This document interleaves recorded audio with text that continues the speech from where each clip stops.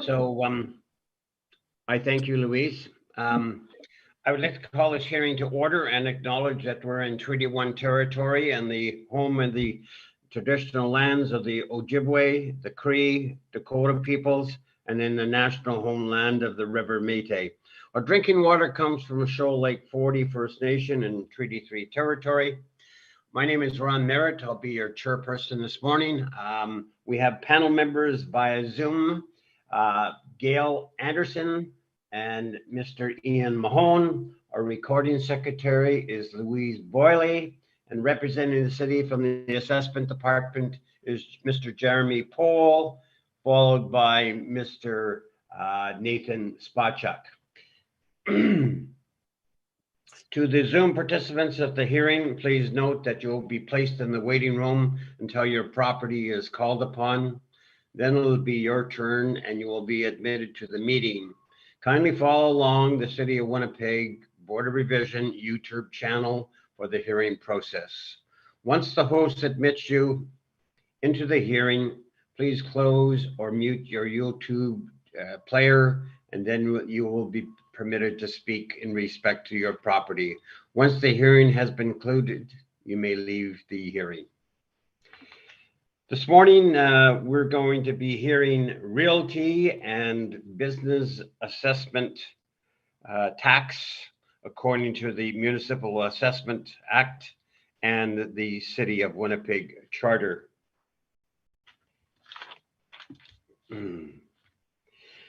The matter for which revision is requested has been described in each application, and we'll limit discussions to those matters.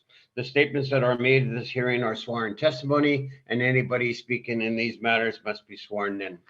Please be advised that comparisons of assessments of properties are not considered evidence of market value by the Board of Revision. The Board of Revision is appointed annually by City Council and is independent of it, along with the City Administration. We make our decisions based on the evidence provided at this hearing and issue a written order that will be mailed to all parties as soon as possible. Please note that the board's decision in respect to application may be appealed to the Manitoba Municipal Board if the matter pertains to assessed value or classification, or to Court of King's Bench if the matter pertains to application of exemption from taxation. Should you wish to appeal, you will be informed as how to do so, included in the board's order when you receive it. In respect to the hearing this morning, I will confirm your points of appeal with your property to be addressed with each of the applicants following the swearing in. We'll then have the assessor's testimony followed by questions that the applicant may have. Then the applicant's testimony followed by questions. Each side will have the opportunity to summarize if they wish. Once all evidence about the application has been brought forward, the applicant may leave. The process will repeat for each item on the docket this morning. The session will close after all applications have been heard, and the board will deliberate in private and make its decisions. You will receive the board's decision by registered mail as soon as possible. As information, all public hearings are live stream recorded and will be part of the public record. This morning we'll be hearing items 1 to 9 in the docket. So Ms. Boyle, can you please affirm the assessor and the applicant's testimony? Thank you. Mr. Assessor, can you please state your full name? Jeremy Ryan Pohl. Do you affirm that the evidence you're about to give at this hearing is the truth, the whole truth, and nothing but the truth? I do. Thank you. And Mr. Hussein Kashefi, please state your full name and unmute yourself, please.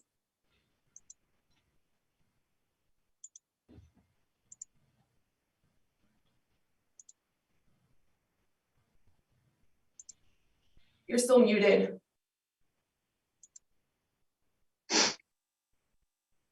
Sorry, so my name is Hussein Kashefi. I'm the owner of 1054 McPhillips, and that's as known as Atlantic Medical Center. Just hang on a second. Do you affirm that the evidence you're about to give at this hearing is the truth, the whole truth, and nothing but the truth? I do. Thank you.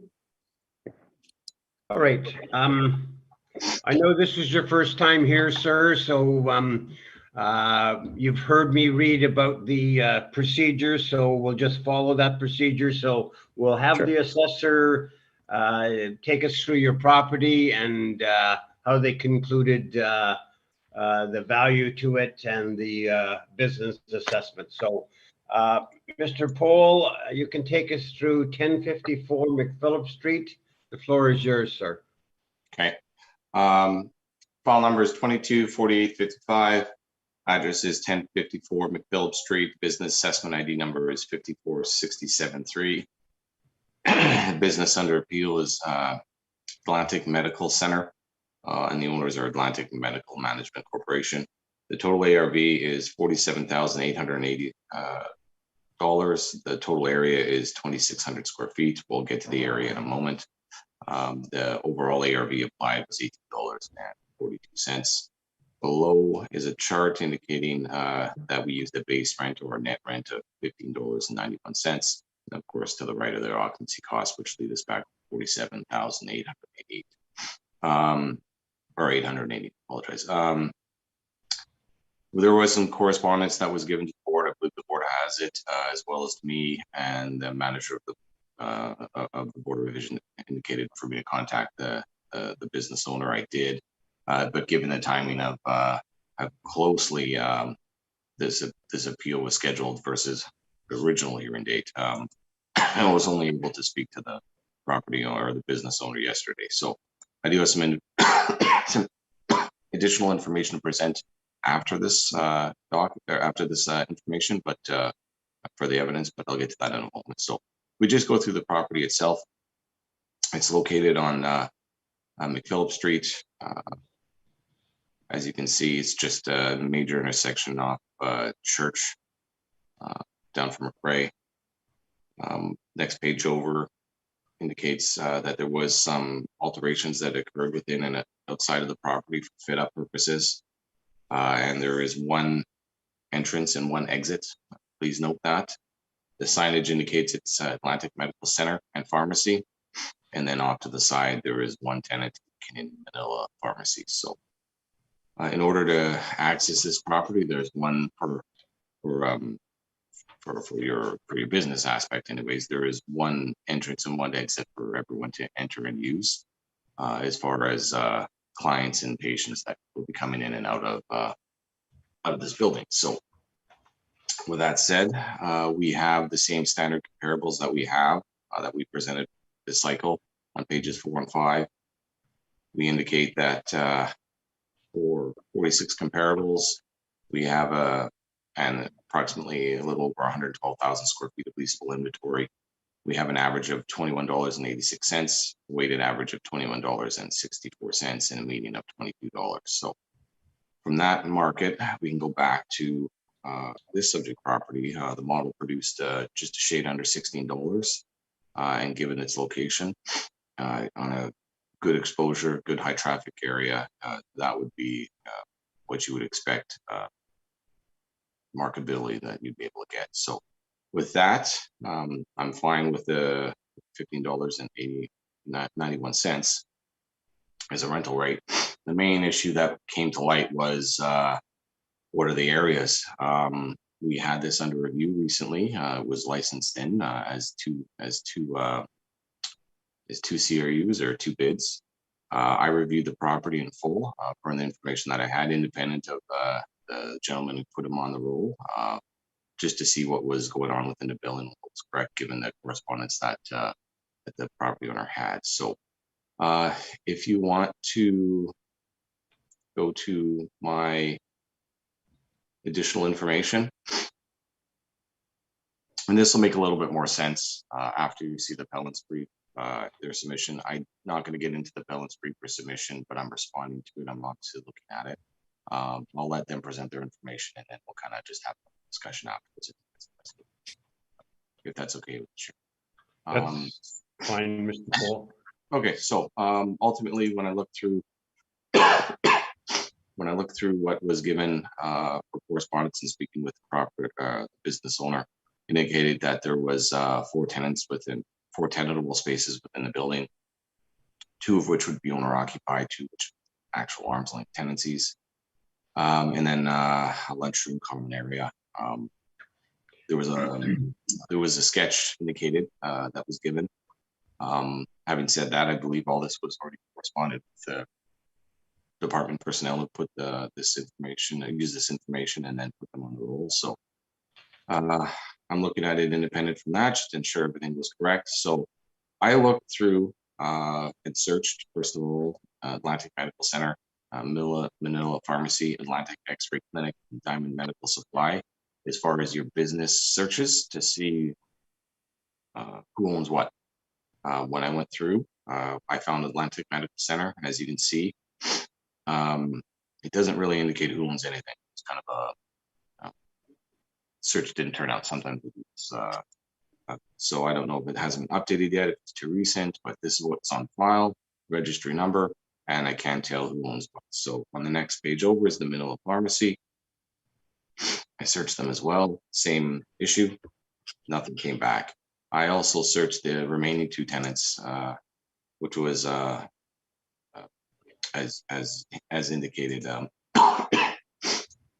excuse me, Atlantic X-ray Clinic and Diamond Medical Supply, and neither one of them showed there was no business registries under those names. So from that said, we can move a little further down.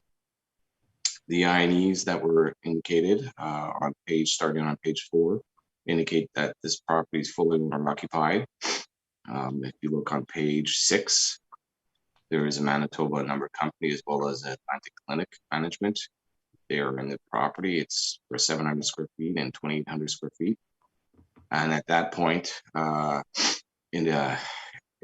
leases stretched to 2023. But from what my understanding is that changed within the property.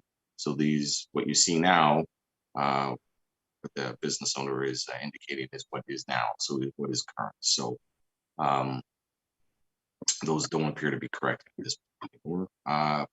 Afterwards, you see on page 8 and 9 just the COVID response, and then indicated it was minor impact. And then I was very careful. Bear with me here. I'm getting over a bit of the nose here, so I gotta sip a little bit of tea while I'm going through this. Otherwise, I'm gonna be caught. On page 10 is the lease between Canadian Diagnostic Imaging, and I believe that was the lab, which would have been Atlantic X-ray Clinic. So it goes under a different name that was given in the correspondence, but I didn't have enough time to search that particular new business. What we see here is the actual lease in place. So I was very cognizant of the reference date being April 1st, 2021. So we're not going to see any information that has any kind of economic relevance. So there's nothing here that's close reference other than there was an occupancy here. So this is between Canadian Diagnostics Imaging. It does appear to be arm's length between the property owner, the landlord. It indicates that the premise is 230 square feet. There's signatures from both the property owner, which is the business owner under appeal here today, as well as Diagnostic Imaging Limited. And then there's a Schedule A, which sketches out the lease space that they indicate. So they indicate that it's about 230 square feet at the back. So here's a good floor layout of the property. As I indicated, if you're a patient, you're walking through on the frontage side, which is on your right side of the sketch. So everyone would be coming in through this. Obviously, there's a rear door, rear entrance, but that wouldn't be used by patients or anyone entering and exiting the clinic. So from that, where the way that I'm looking at it is, it does appear that there is some arm's length tendencies within the building. There's one for sure confirmed. My understanding was there was an additional one that is, I'm not sure if there's a lease in place for them or if it's just a month-to-month payment or what have you. And then the rest of the space is occupied by the property owner as far as the business ventures in place. The way that we look at it is that there is one entrance and one exit for everyone to go through. It's running under one banner, business banner. So it should be, in my mind's eye, one whole CRU with one whole business. From what indicated from our staff, they put them in under 2. I don't believe that would be correct, given the issue that we see that there is only one entrance, one exit. There is only one demise CRU. To my CRU, there isn't separate areas that, and in order for a patient to get through, they have to walk through someone else's patient area or someone else's CRU. That wouldn't, in order for them to get there, the other businesses would have to be operational. So at that point, it does not appear to be what we would consider separate, simply for that fact. So my mind's eye is this should be one CRU with one business bid, and then correspondingly with the ARV in relation to that. Having said that, I'm not asking for an increase. I'm not asking for it to be changed. What's indicated, what there is 2 CRUs, and I'm okay with leaving it at that, but we'll review it further once we get a bit more time to look at it in future years. But with that, I'm open to questions. Thank you. Thank you. Sir, do you have any questions in regards to what you just heard from the assessment department in regards to your property? Any questions in regards to the presentation? No, I don't have questions. No, thank you. All right, I'll just see if our members, Miss Anderson, questions of the assessor? So just to confirm what your recommendation is then, is that the board confirm Correct. The value. Correct. They are ARV, and you're indicating in future there may be a change in future years? Yeah, like in order to review this, like when I'm looking at it, it is one physical entrance, one physical, you're coming into the building, you're coming out, and you can see it in their appellate's information or on the additional information I submitted. But in order to get into their CRUs at the back, the office itself has to be open. The entire complex has to be open under one banner. You can't get a patient to come into the lab at the back if the front isn't open and operating. So you can't operate in the back and have your patients come in for your client, for your business that's your tenants that are occupying it. Your entire business that's controlling it has to be open. So at that point, there's no demising entrance. There's no ability for a tenant to operate independently from another. If the property owner itself, business went out of business, so to speak, they wouldn't be able to get access going through their space. That space would be locked up. So it doesn't appear to be, from my mind's eye, that I would have separated any of the space. I would have left it under one area and one bid, and then there would be a private discussion between parties to discuss what portion of the tax bill that they would share themselves. But from what I'm looking at here, it doesn't appear to be that situation for separate spaces. So with that, we'll review it and move forward. We'll adjust appropriately. Just for this particular hearing, I'm not asking for an increase. I'm not doing any changes. I didn't have enough time to look at it. The business appeal format doesn't allow 2-3 weeks of me looking at this to make an appropriate judgment. So, thank you very much. Thank you for your presentation, and those are all my questions. Thank you. I thank you. Mr. Mahone, questions of the assessor? I do, just to clarify some things with respect to the papers that have been filed. Your initial brief, and then there is an additional letter. Looks like it's dated December 15th, 2022, or it's an email rather, from your department clarifying the areas that are being discussed. Now, the areas that are being discussed, am I correct in assuming that this correspondence was generated after the permit was closed that appears at page 3 of your report? Oh, yeah, the permit itself is separate from permit would be on page 4. Page 4, sorry. Yeah, sorry, no, you're right, page 3.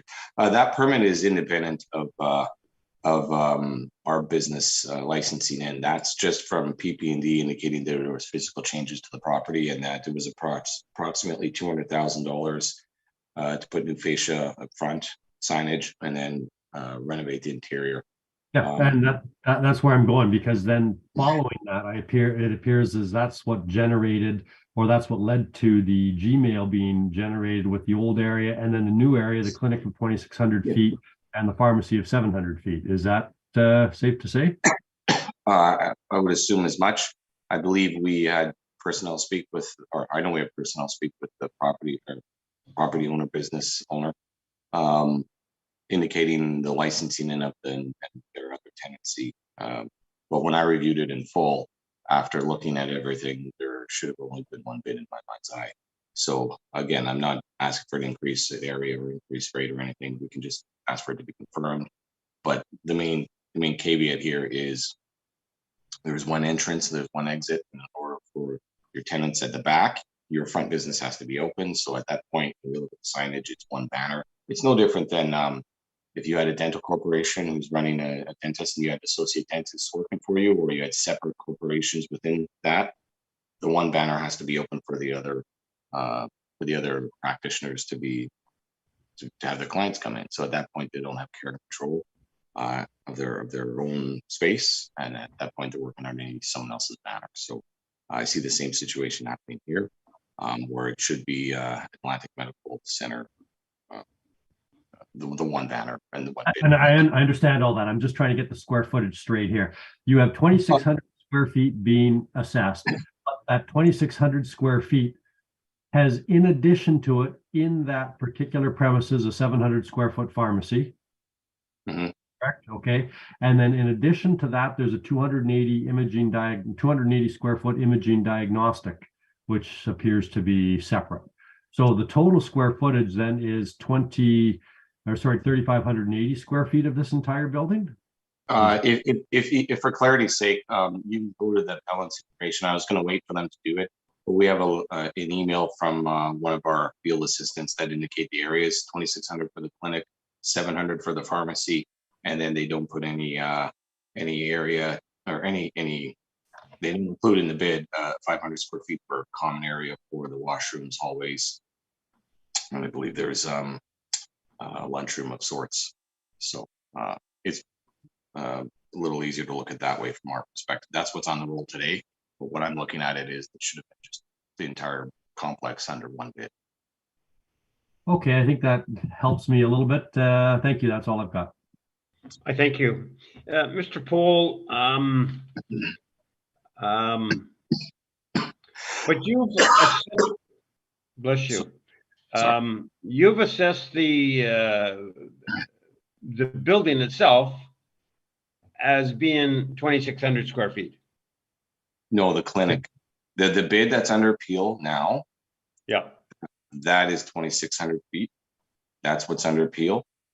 So Atlantic Medical Clinic, 2,600 square feet under appeal. There is a remaining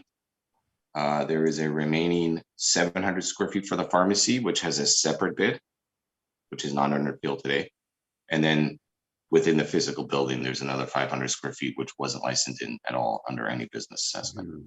So when I'm looking at it, I'm looking at the clinic operates everything. It's clear that there's one entrance, one exit. All the patients go through. There's a waiting room in order to get to the other areas that you have one for sure tenant. And I'm not sure if there's another tenant. I'll ask that. But you would have to have the space open in order to get there. So there's one controlling entity, which is the clinic itself, and from that aspect, you have other tenants that are operating underneath that banner. So it should be one bid, and then like I said, no different than if you had a dental corporation. You have a person who owns the dental corporation, and you have other operatories or other segments of the building that they run under for other dentists that work within them. We still release one bid for the entire dental practice, and then that just gets divvied up between privately between the other dentists that work underneath there as they're paying rent or clear space within that.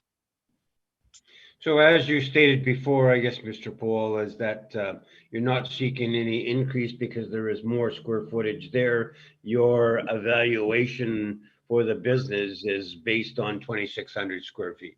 Yeah, there is no way for us to ask for an increase or an adjustment. I'm just simply stating the facts of what we've reviewed. Because I mean, you need 10 days to ask, and you know the legislation involved. You're an educated chair, so there's no way for us to ask for that. But it's still being reasonable. I wanted to go through. This is part of discovery. I want to go through it with the property owner, or in this case, the business owner, and I want to understand what's actually going on within this property before I would make any changes. So at that point, this is part of discovery with this hearing. So we did have an associate work on this, and we released 2 bids.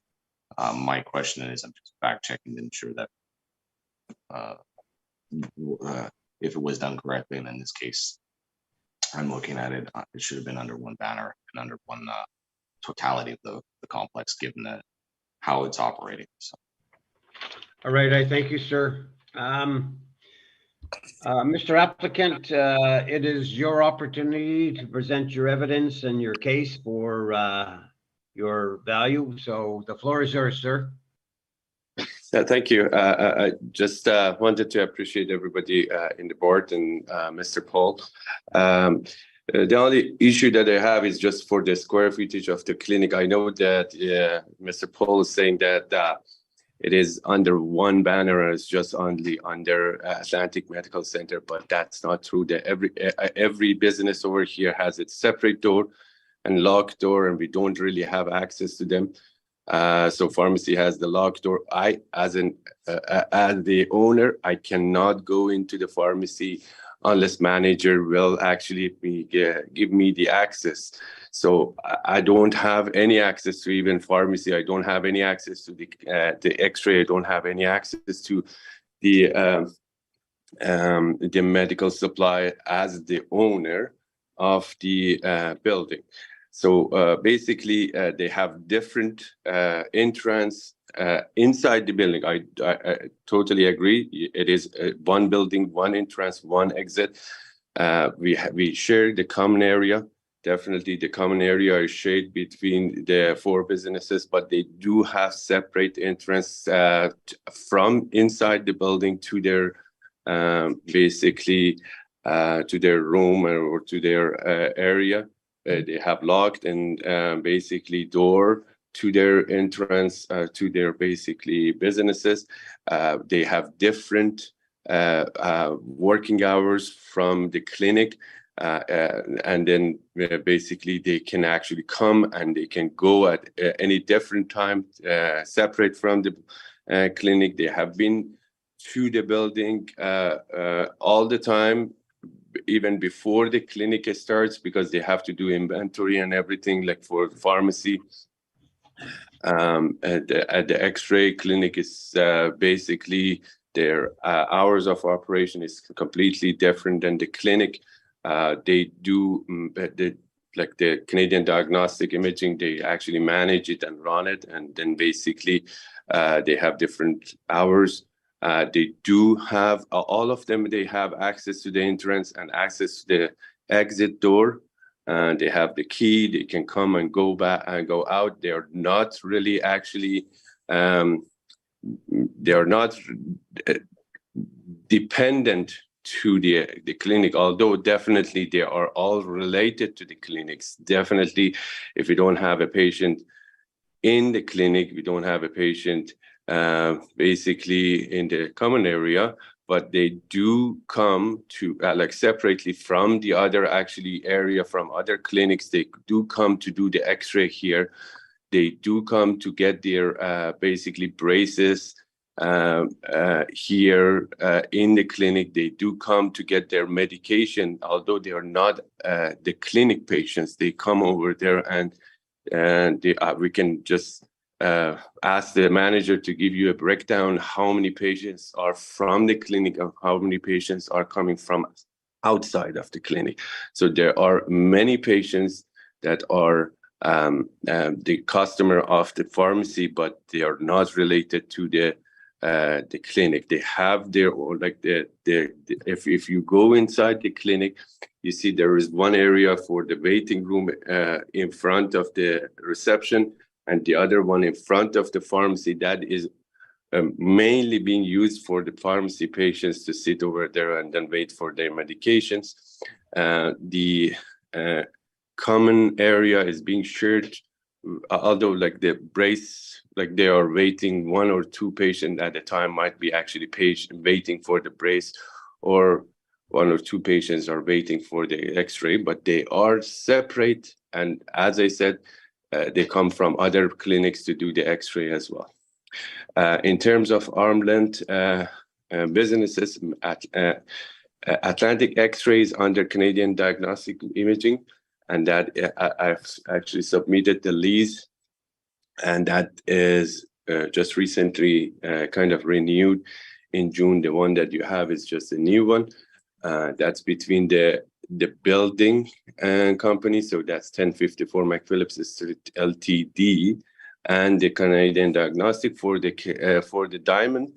I've sent some picture to Mr. Paul yesterday. So Diamond has a separate door and a separate room. It used to be the lab over there. Now the lab was separate. Now it's basically the Diamond Athletic medical supply. So if you go to Pan Am, they have Diamond there, and we have a room here that Diamond uses for the clinic as well.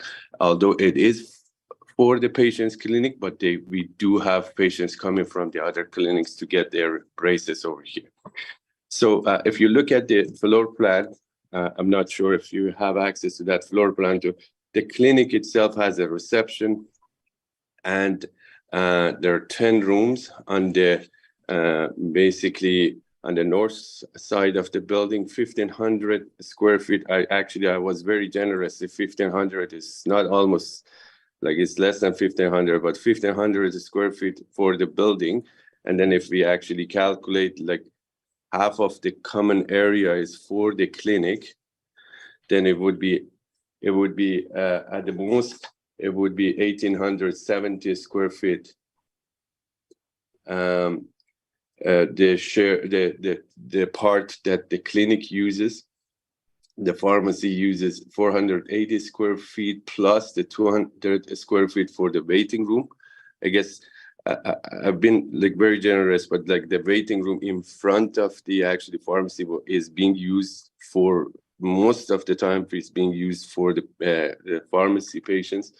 But I've put actually 200 square feet for that one. So 680 square feet for the pharmacy, and for the clinic, for the x-ray and the Diamond, I've put just 100 square feet of the waiting room for them, which is fair for one or two patients basically at the time waiting. So 480 square feet altogether for the Diamond Athletic as well as the x-ray. And if you look at the floor plan, we have a very big furnace room that we inherited from the actually previous owners and previous actually businesses. And then there is one area that is electrical room and the two like big washroom and then two and the kitchen.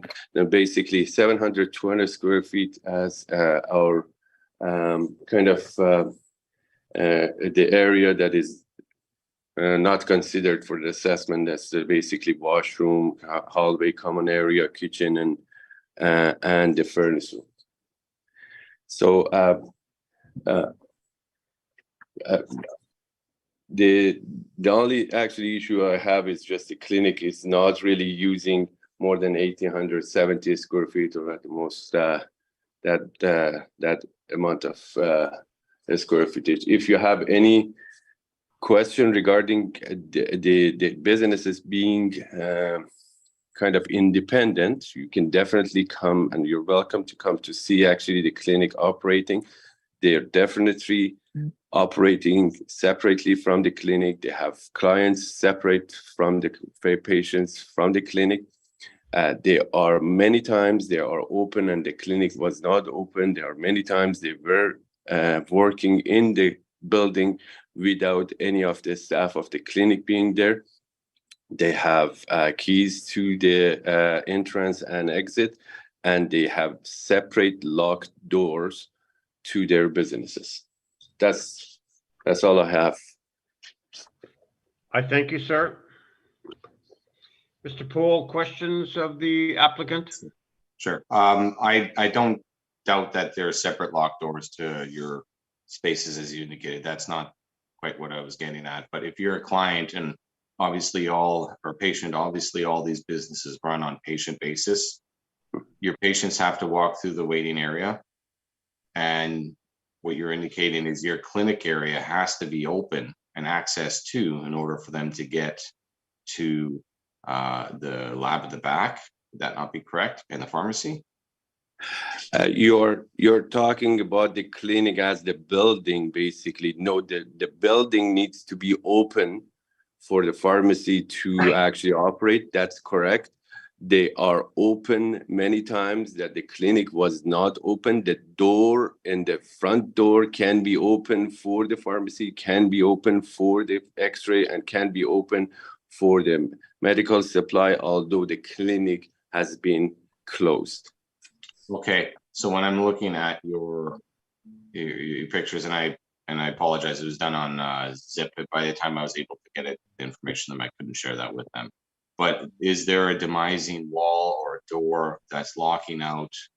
If you look at your sketch, you have the sliding door for the pharmacy, so to speak, the accordion style sliding door. The pharmacy is getting closed in the front by a sliding door, locked sliding door, and the entrance is from the actually hallway. If you look at the plan, so the entrance is locked entrance. As I said, I can't really even go in even for the repairs. So it's just like, bear with me. You have a reception desk there, right? Clearly, yes. There is not a door that's on a wall up where that reception desk is. That reception area is open all the way to the back, which would be all your operatory rooms for your clinic, and then getting to your 720 square foot area, which is your kitchen storage area, Yep. washing areas, and then that would lead back to your other space. So what I'm saying is, in order for all this to run, someone has to open the front doors, and the pharmacy wouldn't be opening the front doors and allowing access to the back, correct? The pharmacy can open the front door, and they have opened the front door in many occasions that the clinic was closed. So Okay. they have patients coming from outside of the clinic that are not related to the clinic. They have deliveries after hours, so they have to open the door in the front door. They have to let the patients come in. They have to actually be open without clinic being open. Yeah, definitely clinic operation hours are long, but the pharmacy, they have been open many times that the clinic was not open and they were operating separately. Okay, so that would lead into my next question. When the clinic is open, do they share the same hours with the pharmacy and the lab at the back? No, So there are different hours, sir, for the clinic and for the pharmacy. They are different hours. They work and they operate different hours. Okay. Next question would be, you're obviously owner of the property, the real estate, and you're owner of the clinic itself, which would be the area that would be under contention, which is the 1,500 square feet as you put it. But we also include, as your sketch shows, 670-ish for the waiting area. We included that with your clinic. Sorry to interrupt. Part of that, this is the common waiting room that we have for pharmacy and the clinic. And some of the patients, if they don't have any place to sit for the x-ray, they can sit there as well. So that's the common area. Okay. So my next question would be, you indicated there was one arm's length tenants, which is the lab at the back. You're obviously you're owner of the clinic itself as well as the real estate. You have the only other tenant within the building would be the pharmacy. There is, and you're not associated with that at all. You're arm's length with. Pharmacy is mine. Actually, I'm the owner of the pharmacy, although the operation is under the management. I cannot really actually do anything with the pharmacy. That's under the management of another person, but I own it. The X-ray is not owned by me. The Diamond, it's obviously the Diamond Athletic Medical Supply is basically operating, and it's owned by somebody else. Okay. So basically there's common ownership between the clinic and the pharmacy. Yeah. So in my mind's eye, right away, that speaks to the situation that we've already, sorry, I thought the pharmacy was arm's length, when it sounds like it's not. No, it's not. Okay. All right, that's the only questions I have. I'll address the rest of the medal. I thank you. Ms. Anderson, questions of the applicant? I have no questions. Thank you. I thank you. Mr. Mahone? I do. I'm just having, I'm looking at your sketch, and I'm looking at that in conjunction with the email in which you've divided up the amounts of the square footage. Yeah. And I'm going to ask you, and I'm looking at the lease as well at the same time, and Yeah. the lease that is between the diagnostic imaging and you, the owner of the building, is for 250 square feet. Yeah. Right? That's Yes. right. Okay. Yeah. Yeah. You have allowed 380 square feet for that, and 100 square feet for the waiting. So 480 square feet. And you've lumped Diamond Athletic in with the diagnostic. Diamond Athletic and diagnostic are not the same company, are they? No, they're not, but they're basically in one area in the back of the building. They're about, I'm not sure exactly the square footage, but they're about like 100 square feet for the Diamond Athletic, and then 280 for the X-ray. So altogether 380 have put for the both of them, and then 100 for just the waiting room for both of them. That's not what your lease says. The lease that you prepared actually Yes. says 230 square feet for the diagnostic imaging center, doesn't it? Yeah, so the basically the lease is just for that area of that they are operating, and then if you look at the lease, there is like the common area that we share. Right. The but you don't common charge area. them for that. You just charge Yeah. them for 230 square feet. Yeah, well, no, that's not correct. So it's not charged for the 230 square feet. The 230 square feet is the one that they are operating, but the waiting room is, and the common area is shared with them. So it's a lump sum actually rent that we're getting from them. And we're not charging any like extra basically for like the tax or for the water or any other utilities. It's just basically all on the building. So that's basically the area that they have for their operation. It's that actually a month, but the common area, the waiting room area, all that being shared with that. Did you prepare this lease before you signed it? Well, my lawyer did. Okay. And I'm just looking again, not to belabor the point, but the premises that the diagnostic imaging, which is arm's length, is leasing from you is 230 square feet. That's clause F on page, well, I don't know what page of the lease it is. It looks like it's page 12 of 15 of the. Yeah. Yeah. I totally understand. Like 230 square feet is for that amount of the X-ray equipment is there, yes, but definitely they don't have like in that like small amount of place. They don't have like the waiting room. Common sense. Basically, the common area. It says means area of building that are designed designated by the landlord. So those, if you look at the section D, so the common area is being kind of shared with the tenant as well. Okay. I have nothing further. Thank you. I thank you.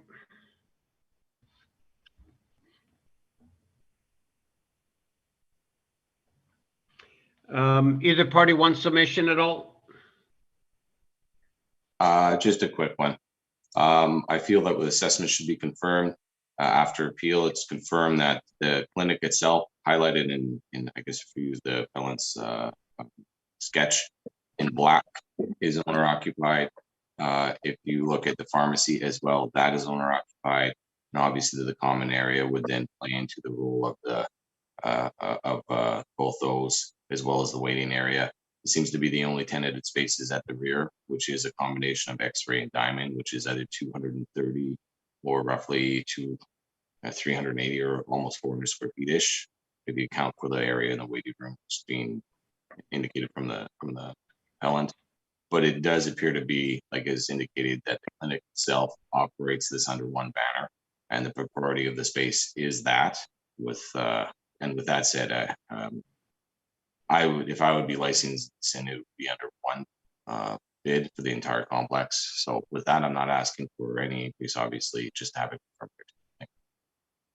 I thank you, sir. Any final words, sir?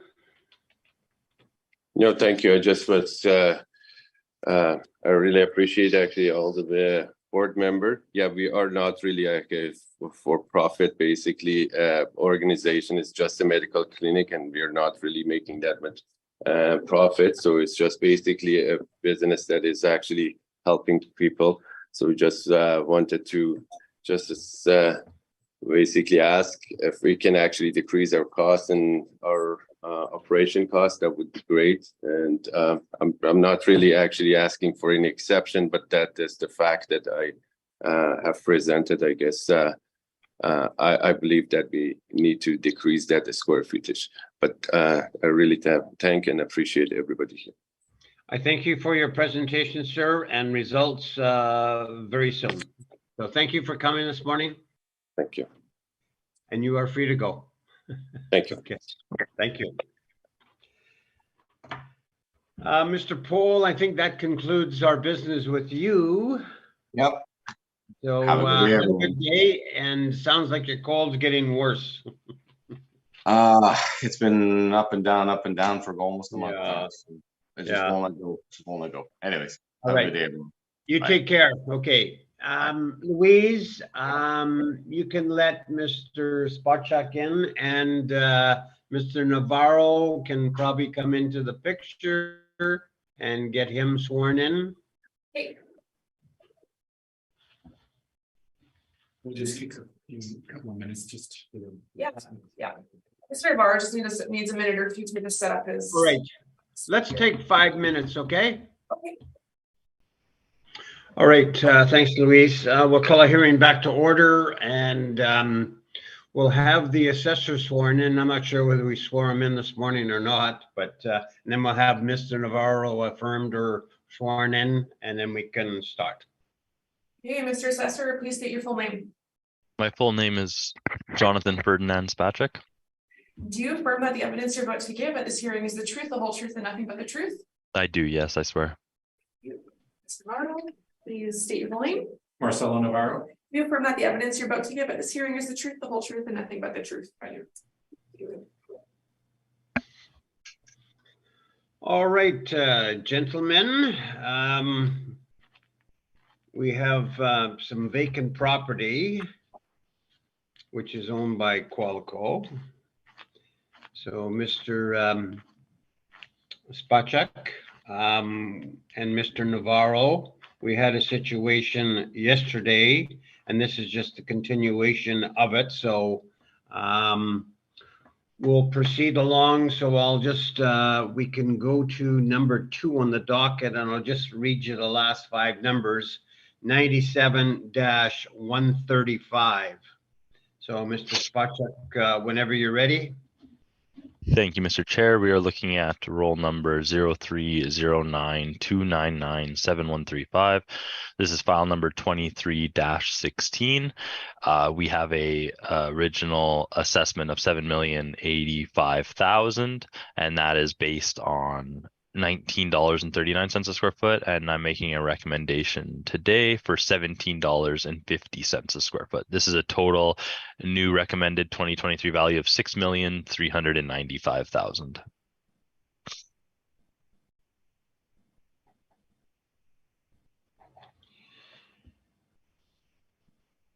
Mr. Navarro, are you in agreement? I am in agreement. Thank you. Panel members, questions? None for me, thanks. No questions for me. Thank you. Okay. So that was for 2018 V-Day. It's the 22. Now we'll go to the next, the 2023. So Mr. Spacek, the floor is yours. Thank you, Mr. Chair. We are looking at file number 23-17. This is roll number 0309299713. We have an original assessed value of $7,308,000, and we have a new recommended value of $6,761,000, and that's based on $18.50 a square feet.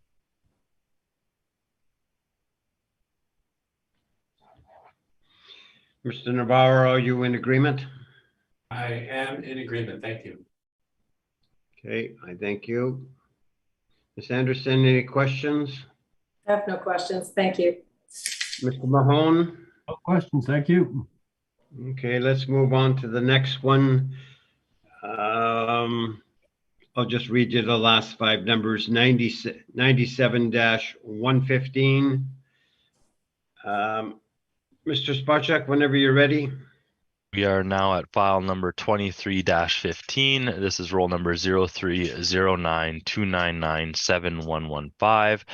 We have original assessment based on $22.73 a square foot, and making a recommendation to drop that to $18 a square foot. This gives us a total 2023 recommended value of $1,871,000.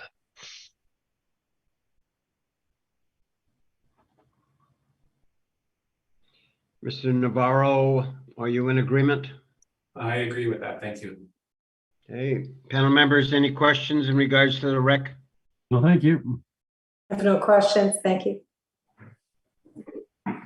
Okay, we'll go to the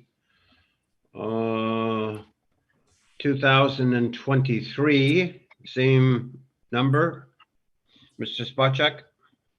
Thanks, Mr. Chair. We are looking at file number 23-18. This is roll number 030929971115. We have our original vacant land value based on $23 a square foot. I am recommending $19 a square foot, and this works out to a total value of $1,975,000.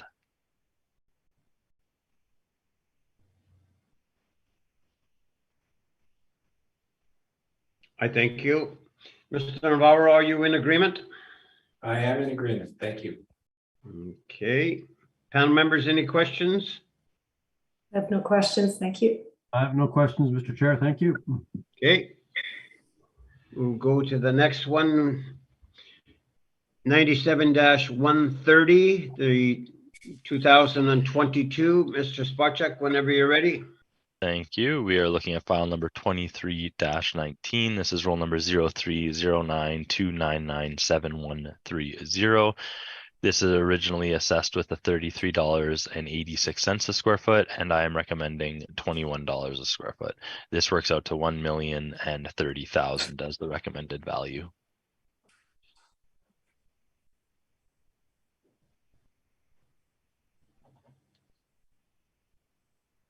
Mr. Navarro, are you in agreement?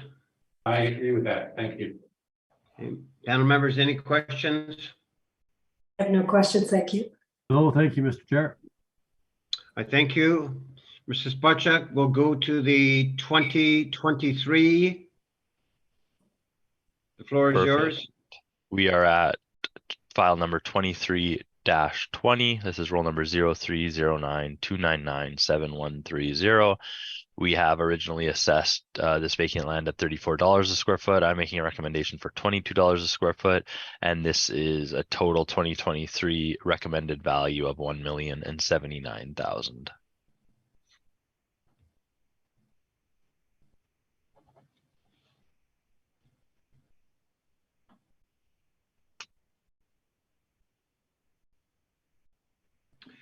I thank you.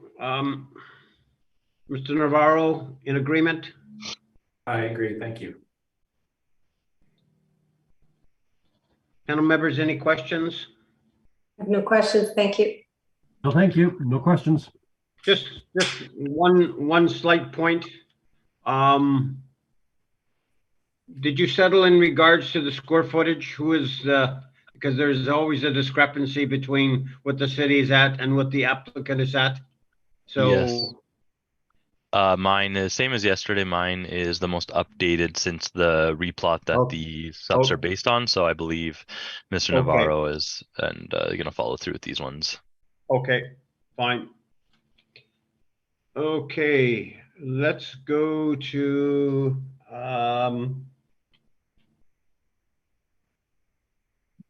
475 Sterling Lion Parkway. This is the new Porsche dealership. Mr. Sparchuk, whenever you're ready, you can take us through this. This is for 2022, and then we have the 2023. So would you just do the 2022 for starters, and then we'll go to the 23. Yeah, So that would Mr. be great. Sparchuk, whenever you're ready. Thank you very much. What I will do is I'll go over this 2022, go over all the basics, and then I'll just ask that anything asked be carried forward to the next one, as the only thing that will change in the next one is just some value changes. So we're looking at 475 Sterling Lion Parkway. This is roll number 10067761115. This is file number 23-22. So after this Porsche dealer was built in late 2022, approximately September, a supplementary notice was sent out for that finished construction. We have now a 2022 value of $6,972,000. I've included a picture of this location on page 2. You can see it's located almost at the corner of Kenaston and Sterling. It's right in the parking lot exterior of the outlet mall. It is just south of the Audi dealership, and you can see the turnoff where it's located going southbound, going into where the Audi dealership, and just on the north side of the Porsche dealership. And you can also access it off of Sterling Lion Parkway as well, across from the IKEA. I've included some exterior pictures on page 2 and 3, and you'll notice on pages 10 through 13, I've included some interior pictures as well. So you can see what quality of finish they have. This 2022 value is based on the actual years built of 2022 when it was completed. We have 29,752 square feet. This is the main floor and that second floor mezzanine space located in the property. We have a income approach to value for this one. So if we turn to page 5, you'll see exactly how this dealership is broken down. We have 29,752 square feet at an overall rate of $17.57. This is a 2% vacancy loss, which is used for all of our car dealerships for 2023, or sorry, for 2022. We have 2% expenses, $6 shortfall, and a 7.15% cap rate. This is all model driven based on the April 1st, 2018 reference date for 2022 assessment, and we have an estimated value of $6,972,000. And you will see on page 6, I know everyone here has seen this before. We've had dealerships before, but what we do is, since there are no true net rents of these newer dealerships, they're all owner occupied. They are built occupied by the owner, and then the owners are selling the vehicles from them. But what I've included is what we do for comparables is, and you'll notice it's the same across the two. You'll notice these reference dates, lease starts from 2013 to 17, but these are all large retail warehouses, which in my mind is the kind of the next best comparable for these larger buildings that they are selling cars out of. So in this list, we've been through it before in the past, but you can see at the bottom, comparables 23 through 27, 4 of them are located at 550 Sterling Line Parkway. So these are buildings located right by the subject, and you can see for sizes, they're 10,000, they're approximately 10 to 16,000 square feet, and the rents range from approximately $17 to $22. I'm not trying to say these are exactly the same, but this is the closest we have of net rental comparables nearby for larger buildings used for retail purposes. You'll notice on page, I have said, but page 8, you can see a picture of the subject, 11 and 12. And what I've also included is on page 14 is just sometimes it's of interest of the construction permit, and sometimes they do include an estimated cost. So on my page, I'll just jump up to page 4 very quickly. You'll notice subject sale history. The land originally sold for $2.5 million in 2016, and then the land also sold in 2019 for this build for $3,250,000. And then on my page 14, I've just included what they've included as their construction costs for constructing a new auto dealership, and they put approximately $8 million for the construction costs. So that gives you an idea for what they put on the permit. And again, the total income value for 2022 is $6,972,000. And that is my presentation. If you have any questions, please let me know. Well, thank you. Mr. Navarro, questions of the assessor? Yes. Did you get a chance to inspect this? I have not been in this location in person, just driven by. Okay. And regarding your rents here, you have a grouping of some larger rents. And this would be your comp 4, your comp 13, your comp 16, and your comp 18, which are all in the, I would say, 30,000 plus neighborhood. And those indicate rents of between 14 and 1829. Would you say that in general, the larger comparisons would probably be the more accurate ones? They're most comparable in size to our subject at 29,000. Okay. Now, in terms of your 550 Sterling Line, I recognize that you've included a few in there, but these are, I would say, at least, the very least, half the size of this property, correct? That is true. Okay. Now, in terms of the capitalization rate, I know that the model picks the capitalization rate, but is the model picking a capitalization rate from the retail side? The exact determination of the cap rate, I don't know. The modeling, it's based on that vehicle dealership, and I wish, I don't put the cap rates in the system. I'm not 100% sure. Okay. And regarding the lease, or sorry, the permitted information, this property plus properties are typically valued using Marshall Swift by the city of Winnipeg, correct? That is the cost manual, mostly used from my understanding, yes. Okay, and do you know if there was a cost prepared for this property? You can always run a cost report for this, but I have not presented a cost report on it. Okay, and you are aware that there are certain exclusions on cost when it comes to Marshall Swift, correct? Yes. Okay, so the permitted costs may not necessarily reflect that, correct? No, I would not say that this permit cost is exactly the same as a Marshall Swift cost would come out. I'd have to run it to see what it would show for this property. Okay, those are my questions. Thank you. I thank you. Ms. Anderson? In regards to your comparables, am I correct that you indicated that none of them are vehicle dealerships? Yes, there are no net rents for these newer car dealerships that are all located along Sterling Line or some of the main vehicle dealership locations such as Nairn, Birchwood, all those, the ones on Waverly. There's just no true net rents for these. So these are all larger retail warehouses, which I would, consider one of the closer comparables for this type of building. Okay.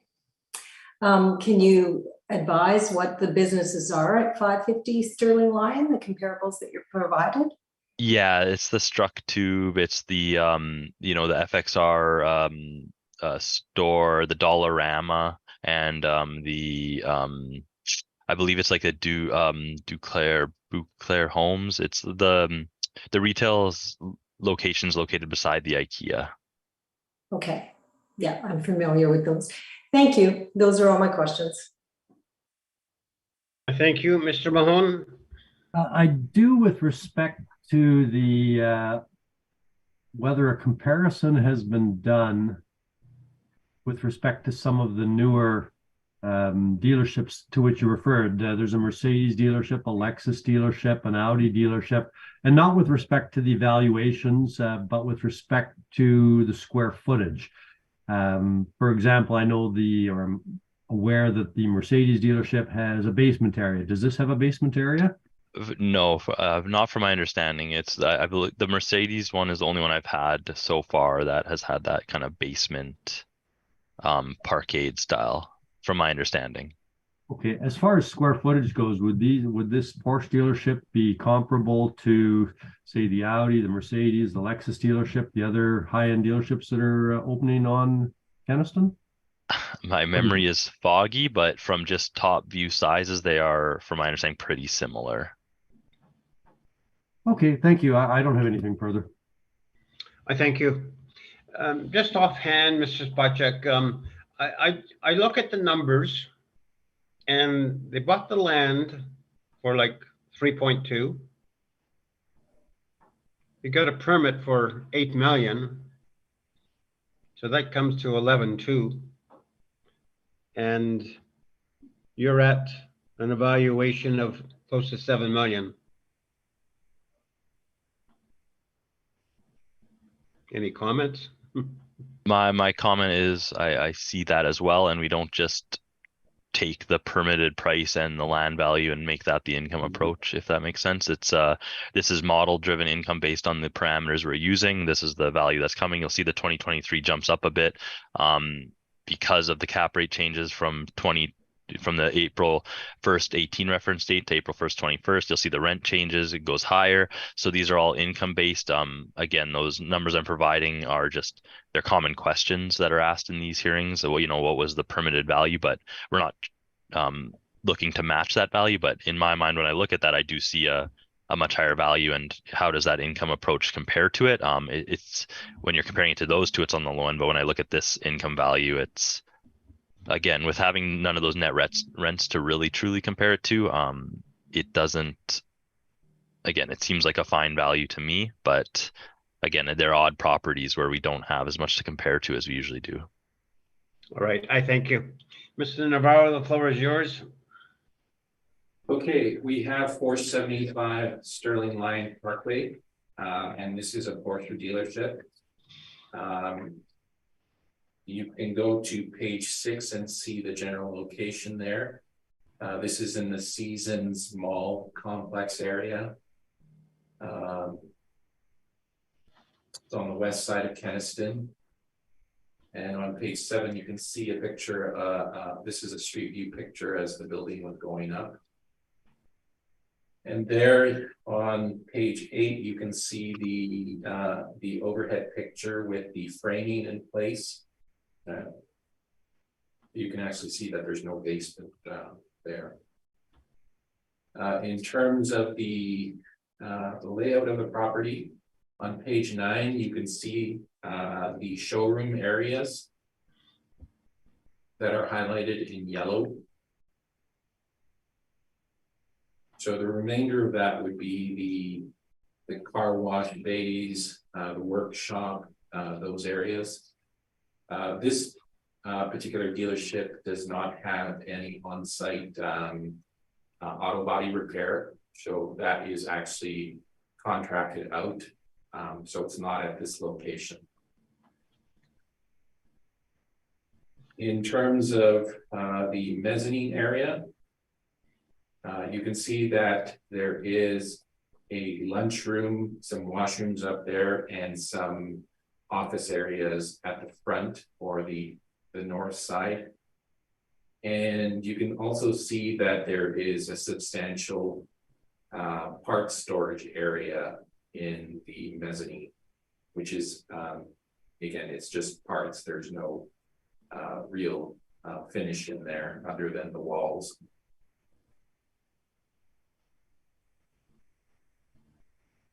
So if you turn to page 14,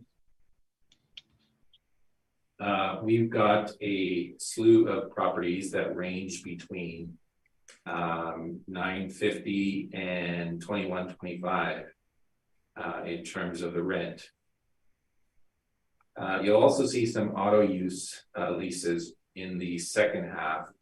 Now, 1284 Main Street, I believe I sent in a correction on that one, which do they have? Yeah, they have it. Which you may have. So you can see by the shape and the way that this is edited that it came from an assessment brief, an assessor brief. And I noticed the error afterwards. So this lease started in 2015. The correction that you have basically notes the correction. And I've just labeled it as correction of 1284 lease.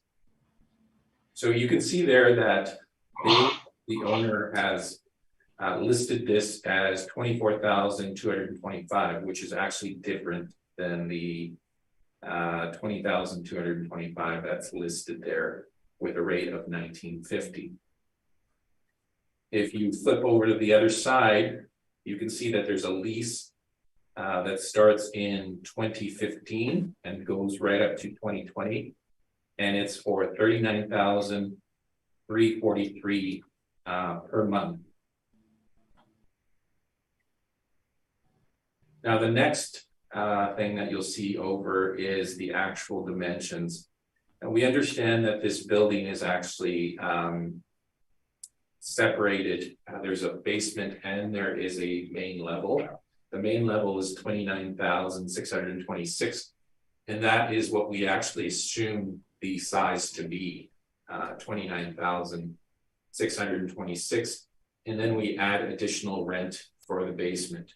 So for the sake of the area there, the area is actually 29,000. So I will quickly give you the math on that.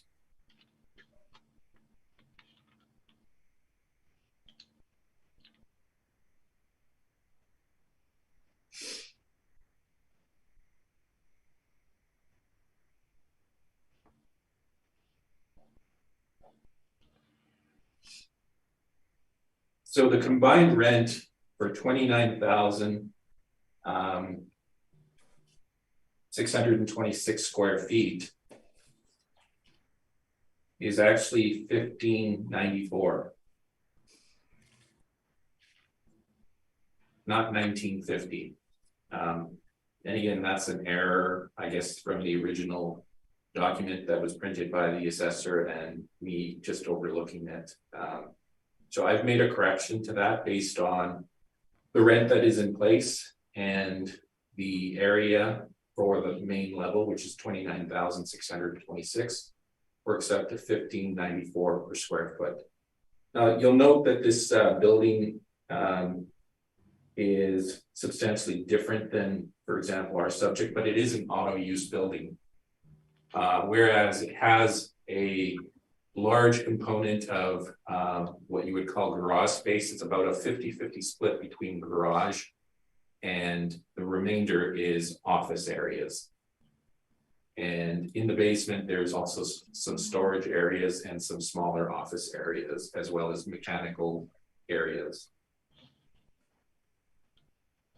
In terms of what we've laid out for this property, given that there is a difference in terms of the utility of the different areas, for example, the mezzanine has roughly 50% of it or even more is basic areas encompassing washrooms, lunchroom, and parts storage, where there is a smaller component of office areas. And then on the main level, you have more than a 50% split. I would say that it's probably more like a 60-40 split between the retail and office areas on the main level and the remainder of the dealership, which is predominantly storage warehouse areas and vehicle servicing areas, which aren't really built up in any sense. There's no glass in there. There's no fancy office partitions. There's no amenities like you would see in the showrooms and in those office areas on the main level. When we look at the building as a whole, that is why we come out with essentially a blended rent of $15.50 per square foot. And on page 16, you can see the workup. We have 31,055 square feet. That's I took this off of the plans. So on top of inspecting the property, I also got to see the plans for it. So I got a slightly different square footage than the assessor does. So I've gone with what I saw on the plans, which is 31,055 square feet. At $15.50, that gives me a rent of $481,353, 2%, 6%. We haven't changed our mind on the non-recoverables. We get a net operating income of $434,978, and we use a capitalization rate of 7%.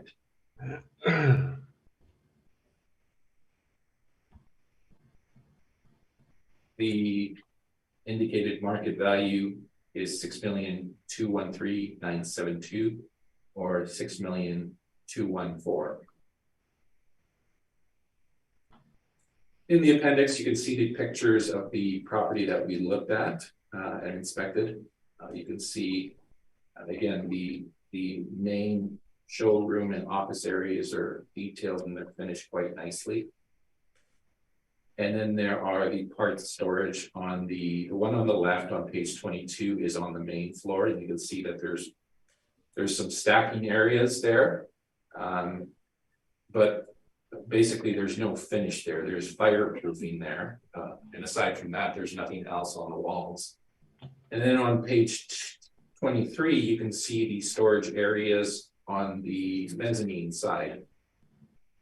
Now, again, there's not much finish here. It is largely unused. It's basically a large storage area that still hasn't been fully finished in terms of putting in the racking there and all of that. So that's an ongoing process. And then you can see the lunchroom on the mezzanine and the stairway going to the mezzanine. And to the left, you'll see some glass dividers there. Those are for the offices that I noted in the sketch or the plan that was highlighted in yellow. And on page 26, we're getting into the actual dealership. Again, not much there in terms of finish. They're pretty much exposed to the building mechanicals at the top. You can see there's fireproofing there. Apart from that, there's not much there. And again, more pictures of the interior of the dealership side, the work side. On the last page shows the wash bays, and I'm open for questions.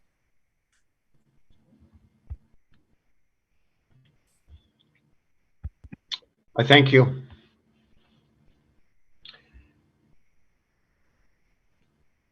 Mr. Spacek? I have no questions. Thank you.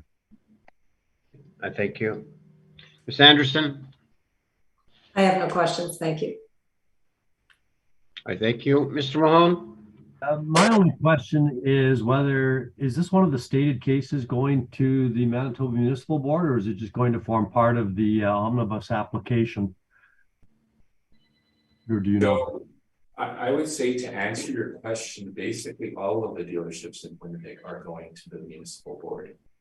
That's what my understanding was, but since this was a newer one, I wasn't sure if it was being hived off as something separate or if it's part and parcel of everything. So I'll clarify that. This is a new property, so it's not been appealed to the municipal board. Okay. So in a sense, it's not part of that wave of appeals that we had to the municipal board. The three streams, the standalone, the industrial flavor, auto use and recreational use ones. And then there are what we would call the condo auto mall stream. So this one actually would probably fit into the second one, which is the standalone. Even though there is a dealership next to it, it's not part of an auto mall complex. Okay, thank you. That was all I had. I thank you. Mr. Navarro, the city's at a lower square footage rate. You're a little higher than now. Is that because you include almost like the mezzanine? No, I would say that the city also includes a mezzanine in there. Okay. Yeah, I don't know what the discrepancy is. This could be some areas that are built out on the main floor that maybe weren't included. Yeah. And does this have a basement too? No basement. No, okay. Okay. So when you represent these clients, do you ever sit down and say, what are you into this property for? Well, I think we're trying to value these properties with a basic methodology that we can all accept. And I would say that that's the purpose of the stated cases. What the dealerships would probably say is that they don't really put that much value into these buildings to begin with. Really, they're just a vessel for getting that product out. And you can see that the buildings themselves, once they lose that license to actually sell those branded vehicles, don't have the same appeal and likely wouldn't have the same value, which tells you that there is some business value attached to these properties that's hard to kind of separate from the actual the simple interest. Yeah, but when you sit down with your clients, I mean, it's a realistic question to ask and say, you know, the city's at a level here. What do you think about it? Or, you know, like I say, the first question that I would probably ask the client and say, well, what does it cost you to, you know, you have a building permit, you have cost, you know, I'm into it for, you know, $11 million. So yeah, if the assessment is 600, hey, I'm happy with that. I would say that it's probably no disrespect, but that's probably an oversimplification of it. Yes, they would probably say to us that they've spent $11 million on it. Would they get that back if they sold it? They'd probably get more if they sold it with the actual business. Now, True. If they sold it without the business, I don't think so.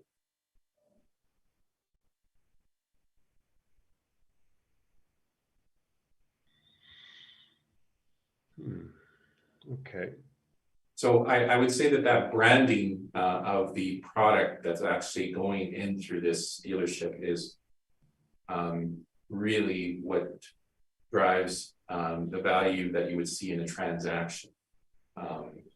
Without that, I would say that it's impossible for them to regain what they spent into it. You ever look at cost? I do look at costs. I do cost valuations. I haven't for this property because it hasn't become necessary at this point to actually value these properties on cost. Because we are essentially saying that we are accepting an income valuation on it as the most likely valuation methodology for it until such time as somebody tells us otherwise. We'll keep doing that. But no, I haven't performed a cost on that at this point. It would be interesting to see because again, there are certain items that are excluded from the cost valuation that go into marshal site valuation. Yeah, there's that aspect of it. There's never going to be a direct sales because it's completely irrelevant, I guess, eh? Or would it be? I would say that it's very difficult to pick out a value out of a sale and look at it at face value.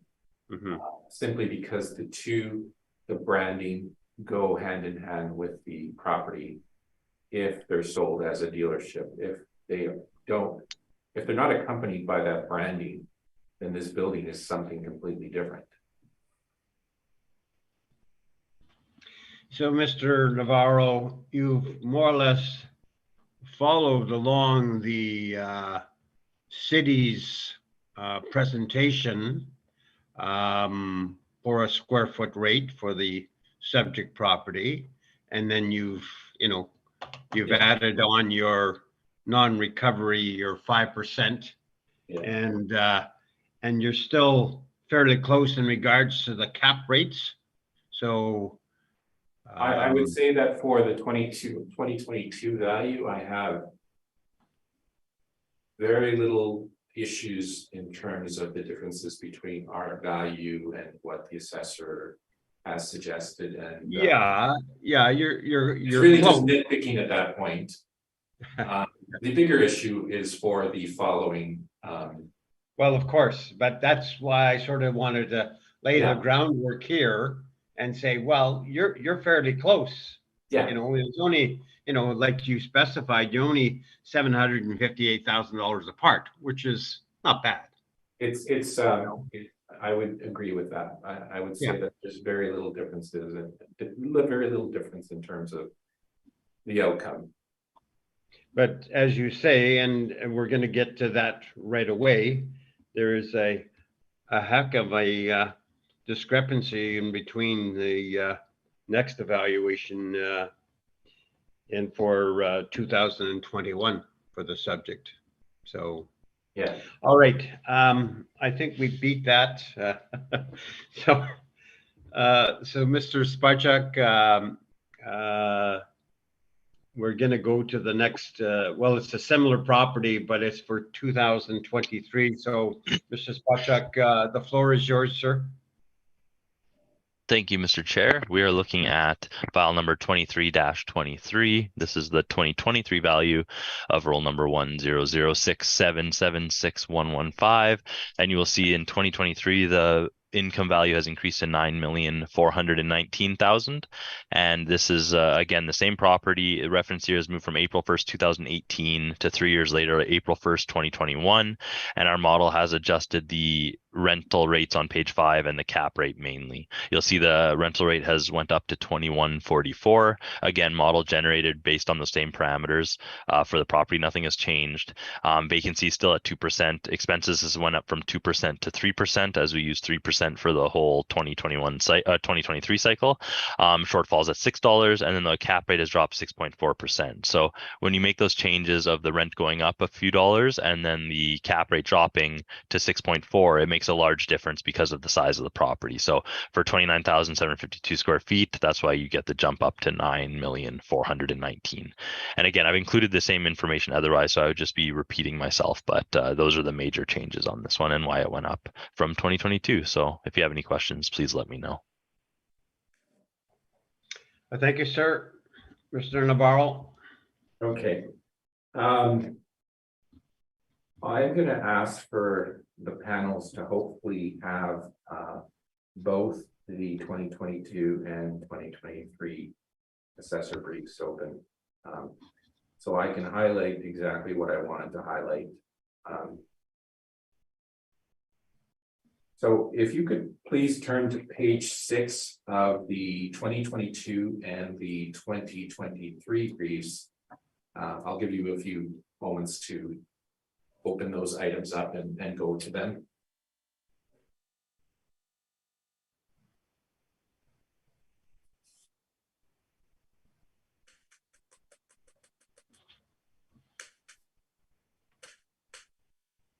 And if everyone could just confirm when they have those items open. I've got it. Okay. Okay, yeah, fine. Okay, so Mr. Spacek, I'll note that your rent for the 2022, the average was 1886. For 2023, it is 1883. The weighted average for 2022 is 1805, and the weighted average for 2023 is 1801. And again, the median is 1829 for 2022 and 1827 for 2023. Would you confirm that there's really no change in the rents that you've offered as comparables going from one cycle to the other? Oh, you're muted. Yeah, no, I would agree. I did not adjust many rents. I added, when I did this earlier on, I added one more rent that was from 2018, which slightly increased it, or slightly changed it. But yeah, no major change between the two. Okay. And if you could please turn to page 8 of both the 2022 and the 2023 briefs. Now, you'll note that our subject is in a regional center on the retail side. It is, as I mentioned, located in that Seasons Mall complex area. And this is the regional center. And you'll note the cap rates on the 2022 are for regional center. We have the 20th percentile at 575. And the 80th percentile at 710. Now, if we go to the 2023, the regional center is 6.10 and 7.20. So what we're seeing here is essentially that the city is saying that the cap rate or the risk for these properties, these retail oriented properties in these regional centers, has actually gone up, not down. And you can see for the actual Colliers CBRE on the retail side that the trend is pretty much the same. 6 on the 2022 for Colliers and 6.5 on the high end. In 2023, it's 6 and 6.5 on the high end, unchanged. For Cushman Wakefield, the low side said 5.5 and the high side said 6.0. Essentially, they're saying that this trend was static or actually increased a bit. So I guess what I would say is, why has the model adjusted the rent upwards so much and adjusted the cap rate down so much when the evidence is saying that first of all, the rents are not really going up that much on the retail side. And in terms of the cap rates, they're either stagnant or they are actually going up. Can you explain the reason for that?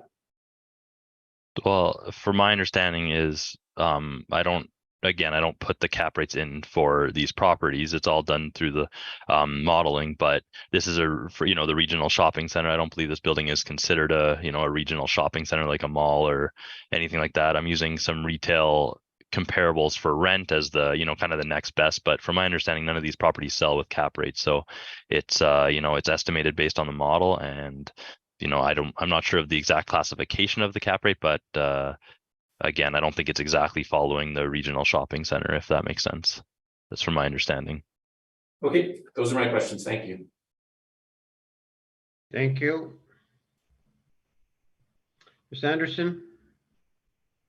Just to follow up on the question with regards to the rent comparables that you have there, the lease comparables, that there's really no change between 2022 and 2023's proposed assessments in regards to the rent comparables. So I'm wondering then, the 2144 that you propose, that is model generated, and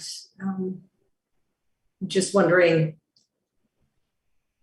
in looking at that, why it's so much higher than the comparables. Yeah, my response would be the comparables 23 to 27 minus 26, because that's a Regent, are 4 comparables in the Sterling Line region that range from 17 to 22. So I believe there's a range there. Why the modeling? The rent from April 1st, 2018 to 21, like the reference dates of April 1st, 2018 to April 1st, 2021. I'm sure overall within our model, there was shown rents have increased, just because I'm using this generic list of large retail buildings, but I'm not using any newer rates, if that makes sense. Like my newest one is 2018, but there are rents from 18 to 21. I have, again, in this case where I've had lots of these appeals and used the list, I use the list again, but if there was an updated one, there may be higher rents from 2018 to 2021 that I haven't looked for yet. So again, some of the reasons that the rent has went up from the reference date of April 1st, 18 to 2021, although my comparables may not be showing that as great, there are 5 in there that range from 17 to 22, right near the subject property. So that would be my response. Thank you very much. Those are all my questions. I thank you. Mr. Mahone? I guess the only clarification I'm looking for is with respect to, again, to the rental rates, to follow up what Ms. Anderson said, it's the model that has generated the increase the increased rental rates as the looking at the different reference dates. You didn't put in different parameters to generate any different numbers. That's just the model.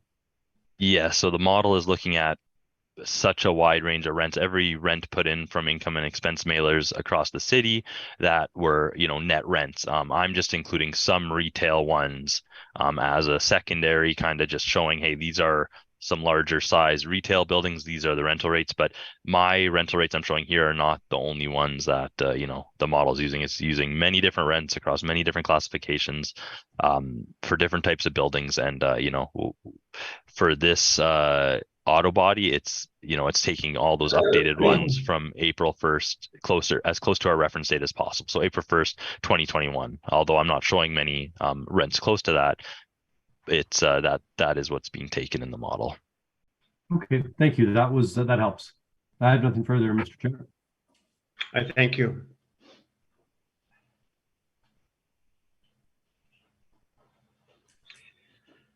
Mr. Navarro, your presentation. Okay, this is 475 Sterling Line Parkway.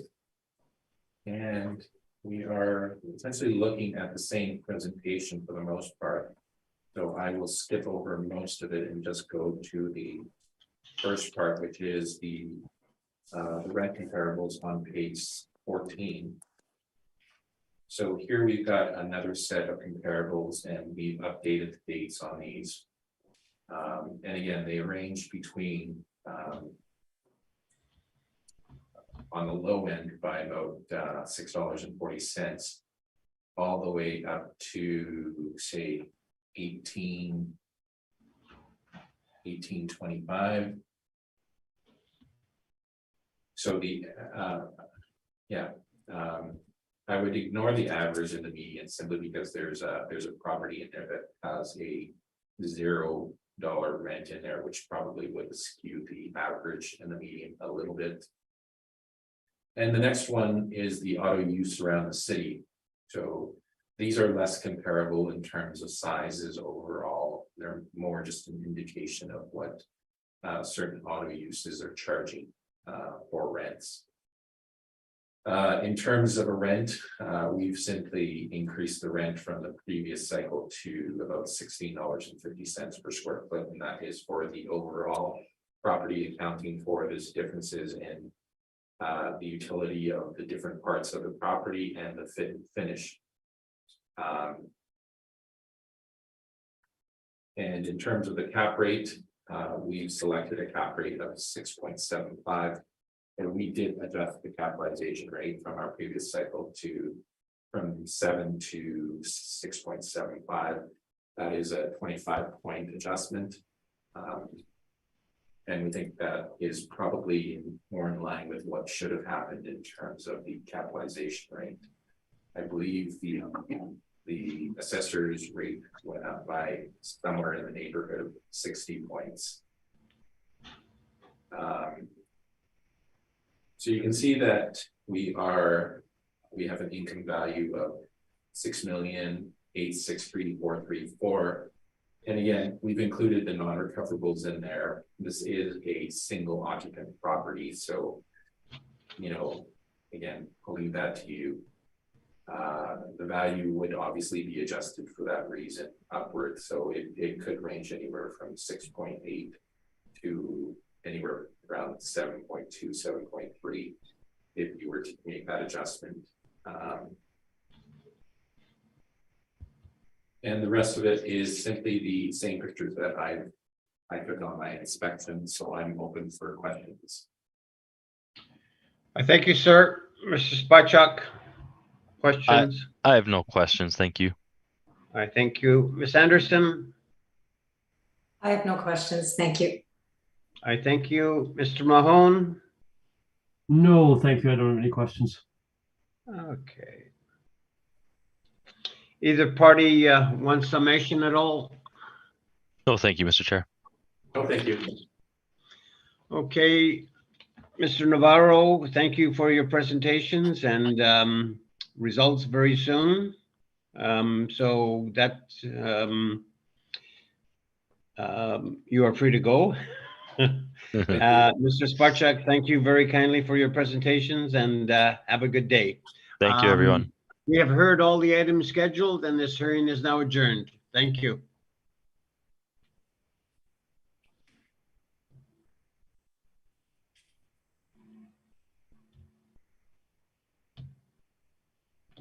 Want to take five?